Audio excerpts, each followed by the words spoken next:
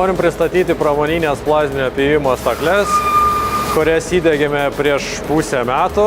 Visos sistemos kombinuotos, kuris susideda iš plazminio pjovimo staklių ir iš filtravimo įrangos, suspausto oro kompresorius bei plazminio pjovimo šaltinio, kurio gamintojas yra Keliberg, Vokietija. Tai rodo pačią aukščiausią kokybę, preciziką, greitį. Šios staklės vienos naujausių Lietuvoje. Klientas labai patenkintas šiomis staklėmis, kurios padidina efektyvumą ir pjovimo greitį.